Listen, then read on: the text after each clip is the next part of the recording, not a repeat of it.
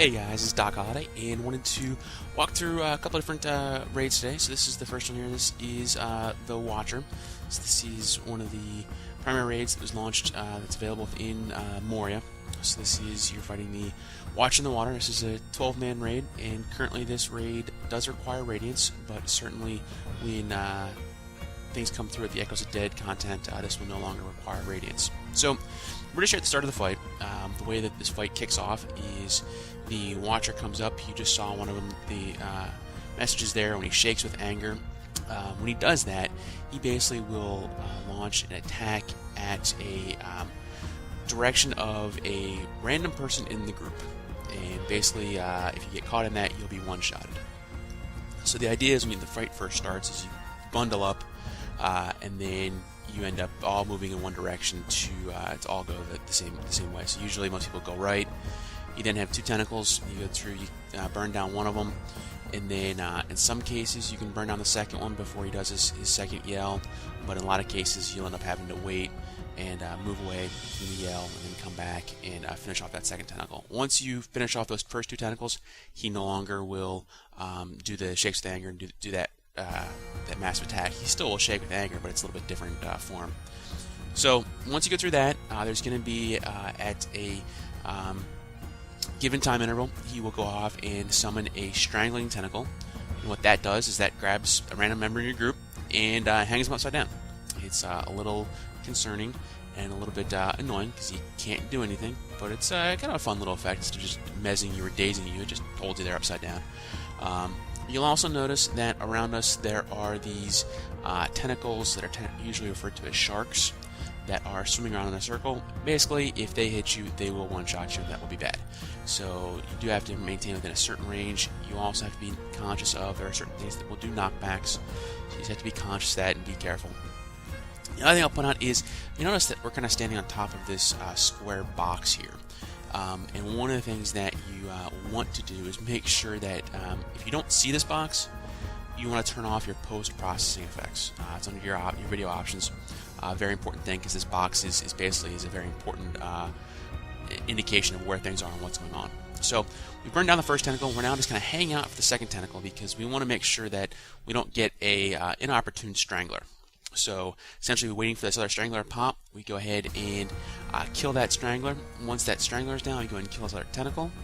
And once this tentacle is dead, a series of 10 smaller crushing tentacles will spawn. Again, same kind of thing. I'll spend it on a random person, so you want to make sure your group is all centered together and able to do that. So usually what will happen is you want champs to be there, and they will basically just go AoE crazy. And captains will pop in harm's way, and last stand. Minis sometimes will toss up Fellowship's Heart. So you basically want to make sure that those guys live and can do as much damage as possible. So I'm tanking this, so I'm kind of just sitting here waiting for the Watcher to pop up and show his ugly head. And this is a very important fight for managing who has aggro and where everyone else is. So have a couple seconds, a little bit here to talk about once the Watcher does decide to grace us with his presence. But again, having the post-processing effects on is very important, as it allows me to see where he is and what's going on. So here he is. He popped up, so I want to immediately go ahead and grab aggro on him as soon as possible. This is very important because if he gets aggro on someone else in the group, bad things happen.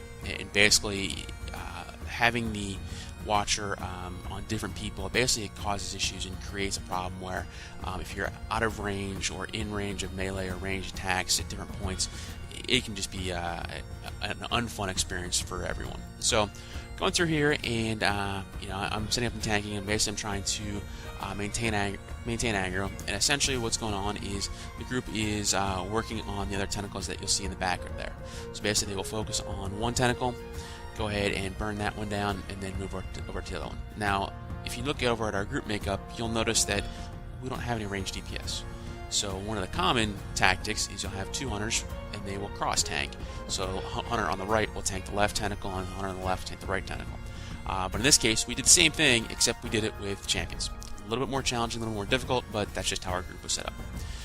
So you remember me talking about that whole box thing? Well, his shaking with anger is the perfect instance of why you need to get to see that box, because if you're on top of that ledge, you won't get hit. If you're inside of that ledge, you will get hit, and it is pretty nasty and pretty painful. So, again, just being able to see where things are, this counts for everyone, because when we're not DPSing down a tentacle, DPS classes will switch over and grab on and do DPS on the head. So, you need to be conscious of it, need to know where things are, and be able to move in and out. You'll notice I got really lucky there, because he did pump me out, but I didn't get hit by any of the two sharks that just swam by. So a little bit fortunate there. The other thing you have to be worried about when you're tanking and running this content is just be conscious of where you are range-wise. So this is another case where it was important to be in communication with the group, such that I knew if I was in range or out of range of everyone else, such that I could get heals. But another important mechanism in this fight is corruptions. Most of the bosses in Moria have corruptions they have to worry about. So in this case, when he gets more than 3 corruptions on him, so those are the little blue and red icons that you'll see under the Watcher. When he gets more than 3, that's when he starts hitting really hard. And you'll start seeing some of the damage start to really tick up. So I'm going through and alternating and trying to do corruption removal periodically as I go through. But for the most part, I'm mainly working about threat and keeping my defenses up so I can stay alive. But again, I will go through and cycle through and do some corruption removal. But this is a case where if you've got people who have burst corruption removals, it's really handy. Such that they can go ahead and do those for you and just kind of keep things off. So usually what will happen is you just go through, and as it gets above 3, you just say, hey, look, I need a corruption removal. Can you go ahead and take it off? Now, in this case, we're tanking the Watcher with melee. So actually the really ones we care about are the melee corruptions, which are the red ones. We don't really care about the blue ones because those are ranged corruptions, so it's not that big of a deal for the blue ones to build up, but the red ones are a bad thing to worry about. So just kind of keep in contact and keep discussing as to what's going on, make sure that you keep on top of those, because you'll notice here in this case that we had corruptions build up. It's taking some serious damage, and actually came pretty close to dying there. And in that case, I ended up not getting out of the way. But one thing about his shot is you can evade it and block it just like any other attack. So I lucked out there, and the fact that he missed me with that attack. Otherwise, that would have been a big problem, as I was pretty low on health there. So that would have been a bit of a problem. We do have the trusted old Pocket Lore Master in the group, so I haven't had too much issue there with keeping up power, because he's been feeding me power. But going through and definitely having to worry about my defenses and morale. One of the things that came up as we were doing this that I wanted to also recommend for folks is a lot of attacks that different people have a forced taunt associated with them. That can be very, very bad in this fight. Essentially because what can happen is if you can pull him, if you're not in melee range, or if he's now turned to the group, he can start doing some bigger attacks on the group, and that just causes a lot of problems. So, in general, I'm not a big fan of using forced taunts if you're not the tank, but this fight in particular can be really bad, and can just get really, really ugly if you don't, if you end up force pulling them inadvertently. So, it kind of goes, on like this. Essentially, it's kind of a DPS race on the tentacles, where you have to go through and make sure you burn those down. So usually what will happen is you will burn them down and get them to a point where, essentially, again, they're on a timer, so when they'll repop. So you will burn one down and, get it almost dead, and then go ahead and switch over to the head. And then once the timer ticks down, you go through and kill the one tentacle, and then do the same thing on the other side, and just keep on bouncing back and forth between the tentacles, keeping them down such that you can kill them quickly and get rid of them, and then focus, get DPS on the head as well. So, again, it's from a tank's perspective, it's pretty straightforward. You just go and grab the aggro, and really the biggest thing about this fight is that initial aggro.